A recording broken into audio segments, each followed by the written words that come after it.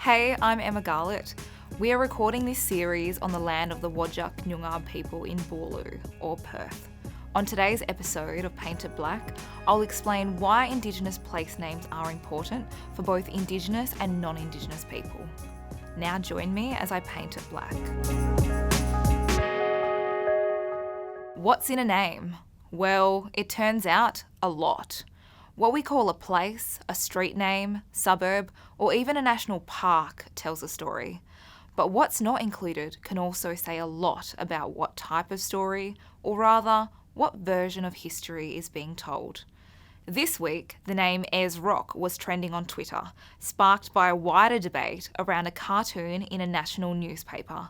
The rock, in Australia's Red Centre, was named by European explorer Ernest Giles in 1872 after the South Australian Premier Sir Henry Ayres. But for thousands of years, it has been known to traditional owners as Uluru. The name of the national park was officially changed in 1995 from Ayers Rock Mount Olga National Park to Uluru Katakudra National Park to acknowledge the Anangu people and their connection to the land. Then in 2019, to respect the spiritual connection the Anangu people have with Uluru, climbing the rock was banned.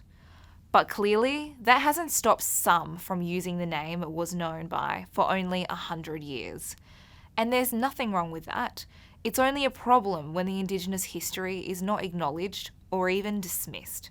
And that got me thinking about why place names are so important. Over the last couple of years, dual place names have been part of the conversation in Australia, and it has been incorporated in some areas like Fremantle. Not only does it engage the public with the language of the traditional owners of the land, I think it's inclusive, and it's one of the easy first steps towards reconciliation. It also helps to preserve languages that are at risk of dying out, as the last fluent speakers of languages that were traditionally only spoken are finally written down. A great example of how impactful including First Nations languages and culture in the wider community can be is in Wales, in the UK. For years, they have had dual place names on street signs, and the Welsh language was saved from extinction because of a concerted effort to include it in everyday life. In the Republic of Ireland, there's an ongoing campaign to make sure all school kids are taught the Irish language. Let's keep Irish as a core Leaving Cert subject, but fix the problems within the system. Let's do this together. Sign up at gaelgaforall.ie. Bilingual signs are seen all over the country, and there's even a push to rename some towns that were named by the British. But even still, they're facing problems. New Zealand are also making concerted efforts to preserve the First Nations cultures and languages, and in Hawaii, both Hawaiian and English are the official language. In Canada, both French and the Indigenous languages can be seen on road signs in certain areas. It's not an easy road though. Last year in WA, there was a push to rename the city of Stirling in Perth, which was originally named after Governor James Stirling, WA's first governor, who was also responsible for the Pinjarra massacre. That, and an option of dual name, was knocked back by the council, who said they were still committed to their reconciliation action plan. But in 2020, the King Leopold Ranges in WA's northwest were renamed to the Wanarman-Millawandi Ranges in an acknowledgement of the traditional owners of the land during the global Black Lives Matter movement. I would like to see more of this happen in WA and around the country. We need to rename our national parks, gorges and landmarks to represent the First Nations people of whose land it is on.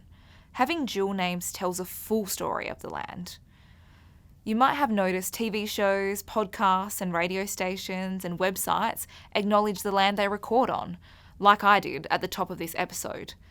And to me, it is important to use First Nations names because it does a few things. Firstly, it acknowledges and respects the traditional custodians of the land we are on. And secondly, it celebrates the connection of our First Nations groups to those places. I think this could go even further. A lot of businesses now have publicly announced reconciliation action plans. I would like to see those businesses include dual names in their addresses, buildings and websites as a start in their reconciliation action plans. It seems like a small thing to do, but that small thing can help take us one step closer to reconciliation. Thanks for watching Paint It Black with me, Emma Garlett. Don't forget to subscribe so you never miss an episode.